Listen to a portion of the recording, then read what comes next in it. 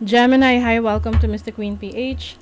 At titingnan natin kung ano ang next big break ninyo or ano yung oportunidad na magbubukas para sa inyo anytime soon.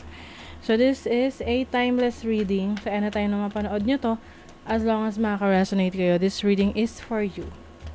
At kung interesado kayo sa private reading, meron tayong 50% discount sa tarot reading services pag nag-book kayo from August 15 to 31. Yan ay limited slots lang. So, take advantage na tong promo. Paalala lang na ang reading na to ay general reading. So, maaari kayong makarelate, maaaring hindi. Just take what resonates. Gemini. Ano yung next big break ng mga Gemini? Next big break. What's the next big break?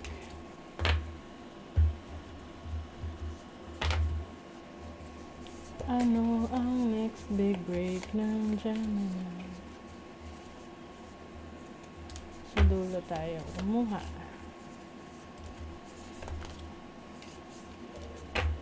Okay. Next big break. The 9th house. Wow. Okay. So this is about higher education. So maaring merong big break sa'yo sa pag-aaral, no? Kung nag-aaral ka, maaring may panahon ka na para makapagpatuloy ng pag-aaral mo. Pwedeng sa school, traditional school. Like for example, gusto mo mag-doctorate's degree, master's degree, or meron kang gustong aralin or i-master na knowledge, no? Nakaalaman. Ayan. Yung iba naman, may magbubukas na oportunidad sa'yo sa trabaho na abroad. So, kung may plano ka na mag-abroad, makapagtrabaho sa ibang bansa, ayan, ito na yon. Another big break for you is, yung bakasyon sa ibang bansa. Kung hindi mo pa nasubukan yan, ngayon na. First time, lalo na sa mga first timer mag-travel sa ibang bansa. Yan. And then, another one, 11th house. This is about socialization, being part of a community, focusing on your goals and your dreams. So, maaring may nabubuo ka ngayong bagong pangarap. Yung iba naman, kayo ay mas makikilala. Merong popularity. Maaring meron kayong video na magva-viral kung kayo ay content creator.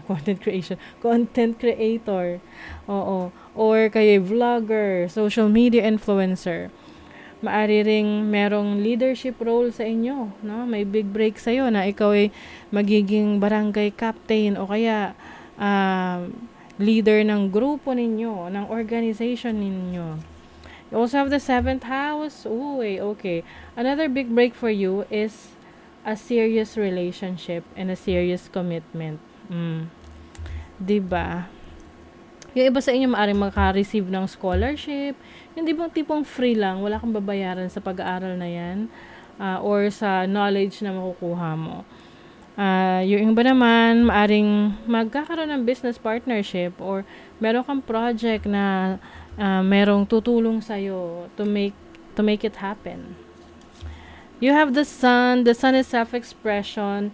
Ito yung lakas ng loob mo. Ito yung tibay mo. Ito yung tiwala mo sa sarili mo. So, ngayon, mas malaki ang tiwala mo sa sarili mo. Lalo na't maraming nadadagdag na kaalaman sa'yo. 'Di ba? Knowledge is power. And then, you have Mars. Mars is action, physical energy. So, I think magbubukas na opportunity sa'yo. Kung ikaw dati ay medyo tamad kumilos, gumalaw-galaw, ngayon gagalaw-galaw ka na. Yung tipong mag-gym ka na, mag-exercise ka na, or mas magiging busy ka. Dahil meron kang mga ibang aasikasuhin na interest mo, na gusto mong maging best doon or maging successful doon.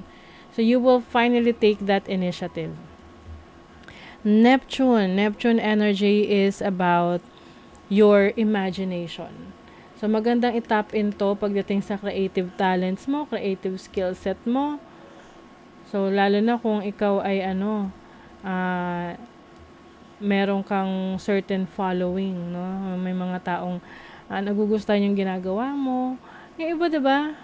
Pa-cute-cute lang sa camera o nagiging successful sila. So meron silang charm, meron silang charisma.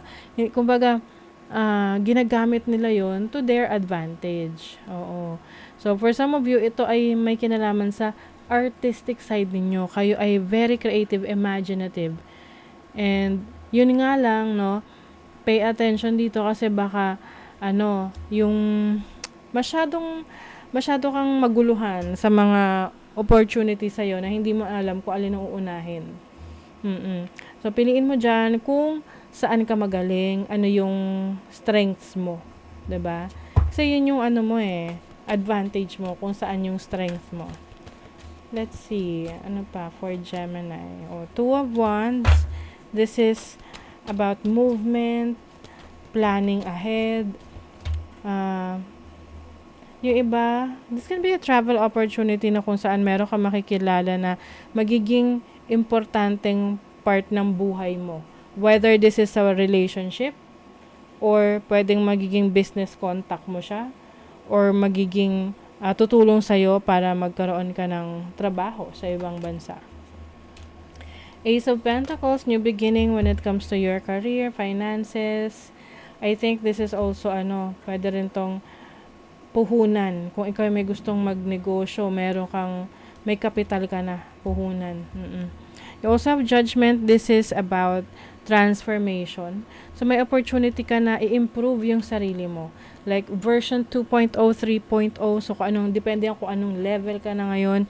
But for you, yung dating ikaw, no, mas nag-i-improve pa. Pwede itong sa physical, pwede itong sa mental clarity. Kumbaga, yun nga, sa pag-aaral mo, marami kang natutunan, marami kang skills. Syempre, madadagdagan yung confidence mo sa sarili mo. Yung iba naman, pwedeng sa inyong physical appearance, meron kayong mga binabago, ini-improve nyo yung sarili ninyo. Syempre, magkakaroon kayo ng tiwala sa sarili ninyo. Mas magiging malakas yung tiwala nyo sa sarili nyo. What is the Two of Wands? The Lovers, ayan, commitment. Yung iba sa inyo, ang opportunity nito is a romantic partner or a significant na person sa buhay mo na makikilala mo when you travel or to go to another place. Oo, kaya kailangan mong gumalaw-galaw. You have the Magician. Yung mga minamanifest mo, if you are manifesting a romantic partner, or pwede ring business partner, but for some of you, this is romantic partner. It is finally coming. Yan yung opportunity na nagbubukas. And also, yung mastery, no? Masasabi mo na expert ka na sa field na yan kasi marami ka nang alam tungkol dyan. 2 beses yung Judgment, definitely meron talagang major change in your life anytime soon, Gemini. It's like realizing kung ano yung weakness mo, ano yung strength mo. So, yung weakness mo, i-improve mo yon. Yung strength mo, mas lalo mo pang palalakasin. Oo. And may mga i-release ka rin ng mga unhealthy habits.